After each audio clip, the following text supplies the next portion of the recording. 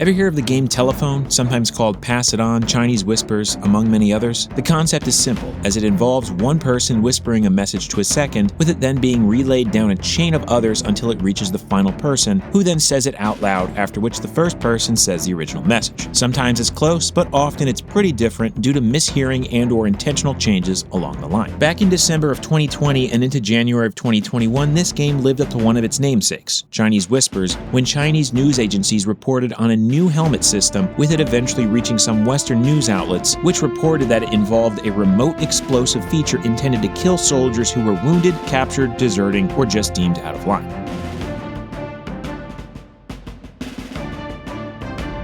In mid-January of 2021, a handful of news outlets online posted about a newly developed helmet for the PLA, with headlines stating things like "China developing suicide military helmets" and "China develops helmet for soldiers with self-destruct button." Quickly, this news began being reposted to various extents online by way of forums, videos, and social media. Though never quite catching on to the mainstream news circuit, it made its rounds, with people finding it bizarre and ultimately moving on. However, a handful of people looked into it further and essentially stated how such a thing was absurd and entirely untrue for a number of reasons. But where did this story originate, and what was the actual case with this helmet? That is assuming there was one to begin with. Well, it starts the month prior, specifically on December 27, 2020, when China's Central Television 13 aired a morning news segment covering a live-fire training exercise held by the Tibet Military District in September, which focused on combined unit maneuvering to better understand combat and operations in mountain warfare and the effects of cold weather and higher altitudes. During this, a number of newer equipment, weaponry, uniforms, and gear overall were also seen, one of which was a digital infantry combat system being used by a combined armed brigade in the Tibet region of the country. Between then and the end of the year, the story was covered by a few news outlets such as People's Daily and Sina News via online articles, which stated how the system was following in the footsteps of other countries like the United States, France, and Russia, and would equip forces with helmets and other accessories with built-in technology such as a mounted high-resolution night vision goggle that allowed for friend or foe tagging, a troop tracking feature accessible by command coming in the form of digital maps, be able to relay battlefield information and video back,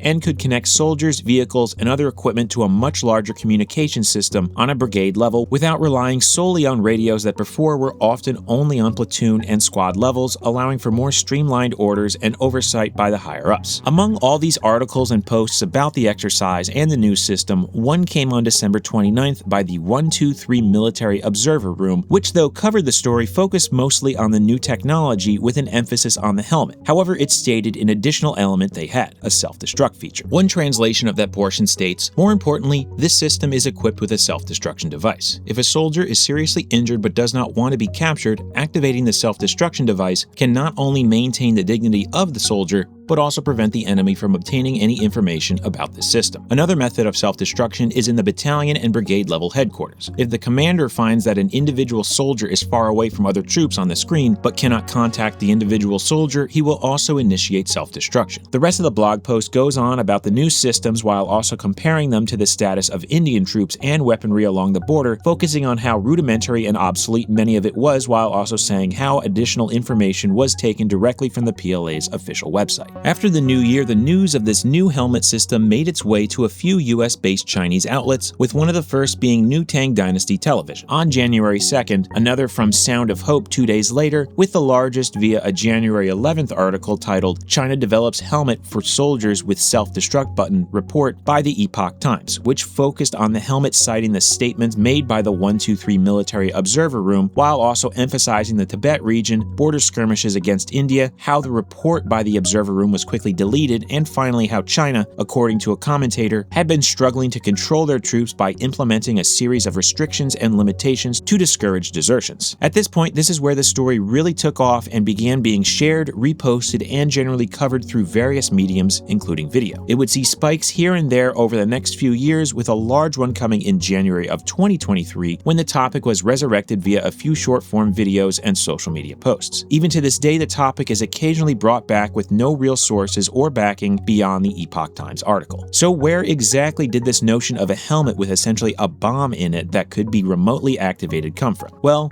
there are a few things to look at. First up is the 123 Military Observer Room write-up about it. Translating it can result in a few things being lost depending on the person and/or method. For this video alone, when translating, a few different models and methods were used, each of which had different results, showing that things quite literally can get lost in translation, with words and phrases like self-destruction, seriously injured but does not want to be captured, and maintain the dignity likely getting mixed up and their meanings muddled, leading to a bit of confusion about what they actually mean. In 2023, during the resurgence period of the topic, YouTuber and Intel analyst Ryan Macbeth did a short covering it and essentially stated that there is no bomb in these helmets, as putting any kind of explosive inside them is just asking for trouble, as with the amount of movement and handling they encounter, the thing would likely go off on its own. However, the biggest point he made was that the self-destruct feature was in reference to the new communication system. As stated in the original news report and subsequent Chinese articles, this new model helmet included tech that could help not only the wearer but many others tapped into the same network. If a soldier is injured or on the verge of being captured, this self-destruct would be for the electronic aspect of it, meaning it would wipe out all critical and sensitive data and information that could help an enemy force. The soldier could do it himself, or if incapacitated, it could be done remotely. This feature is often seen on radios, vehicles, and various other equipment and machinery that may be connected to a larger network or contain sensitive information. This process is called zeroization, which usually involves a switch, button, or process that erases any electronically stored data, cryptography keys, and credential service providers by altering or deleting the contents of the data storage to prevent recovery. This would also explain the dignity part, as it essentially means the wearer did their due diligence in ensuring operational security if they're injured or captured. This point was even mentioned through the January 4th, 2021 dated Sound of Hope article, which quoted a Taiwanese military analyst responding to the supposed controversy and confusion, referencing how other countries have zeroizing systems too. Now, this also raises the question of how could a news outlet make such a large jump and at best downplay and at worst not even acknowledge the possibility that this was an electronic self-destruct rather than one that would kill the wearer or anyone handling the helmet? The answer is simple. The initial reports outside of China came from outlets affiliated with Falun Gong. New Tang Dynasty Television, Sound of Hope, a mostly radio-based news agency, and the Epoch Times, initially a newspaper, now a multimedia outlet, all were established by practitioners of and continue to be affiliated with the group Falun Gong, also called Falun Dafa. Created in the early 1990s in China, it was something of a new age spiritual and religious movement that emphasized meditation, exercising, and elements of Taoist and Buddhist morals and practices, which quickly gained a large following. So much so that the Chinese Communist Party began to grow concerned about its influence and rising power, leading to a standoff between the two, resulting in it being labeled as an illegal organization in July of 1999, seeing many members and practitioners harassed, arrested, abused, and even tortured, with some human rights groups claiming that thousands were killed. The group was run underground, with the leaders eventually setting up a headquarters in the United States in 2000. Since then, Falun Gong and the CCP have gone at it with each other via propaganda, media, and performances, protests, and demonstrations, among many other things. Have you ever seen those posters for the show Shenyun, the traveling performing arts show? It's owned by Falun Gong. Anyway though, among these various outlets, the largest and most recognized was and still is the Epoch Times, which, since its founding in 2000, though covering various things, primarily focused on reporting about China's government, censorship, and dealings with Falun Gong, essentially as a way to talk about and respond to the CCP's oppression. Over time though, as it got larger and expanded, it began to align with many conservative elements and entities in both Europe and the United States, as they were often more openly and aggressively anti-CCP, leading to the promotion and coverage of what many have deemed conspiracy theories, propaganda, and even misinformation. But with all of this coverage and seemingly twisting of details, one may ask, why isn't the original post made by 123 Military Observer Room still online? As stated correctly in the Epoch Times article, it was deleted. However, before that, it was preserved by way of a text-only screenshot that can be accessed via the Internet Archive's Wayback Machine, as well as an actual screenshot, which only partially shows the article. Some have claimed that this was an intentional cover-up by the Chinese government, as the blog may have released information it wasn't supposed to. Now, that element can't be confirmed or disproven, but based on the aforementioned things, it seems like the reason was the wording or the translations may have backfired on them, causing a bit of controversy. Having all these Western anti-CCP articles linked back to your blog likely wasn't the best thing for them, and so all of this together led to them removing it. But if you want to have a look at it yourself, a link to it can be found in the description. That leaves us with one final million-dollar question. What was the actual helmet? Well, judging from the date, it appears to have been either what is now referred to as the QGF-19 or 21, the Type 19 or 21, or as it was called then within China, the new military helmet. This makes sense, as since roughly 2018, China has been modernizing and updating many facets of the PLA, with individual equipment being one of the largest, seeing variations and tweaking of things like camouflages, and in this case helmets, with iterations having names like Type 18, 19, and 21. Though still fielding a mix of older pieces from the Type 07 system, troops across the country slowly began receiving newer gear as older was being phased out, but even as this was happening, other things were being tested and developed, with this integrated system featuring the camera and night vision along with chest device that can be seen briefly in the news footage being one such example, which ultimately led to a series of individual integrated and infantry combat systems such as the Type 19 and 21, as well as the CS-LN2. All in all though, this story shows just how information can become warped and misinterpreted, in this case quite literally, passing from source to source, and how ulterior motives and biased reporting can help change the angle and core elements of a story, even if that element is just a tactical helmet. But if you enjoyed it, perhaps leave a like and subscribe to the channel. If not, that's not a problem. Just be sure to come on back really soon for more videos right here on Uniform History.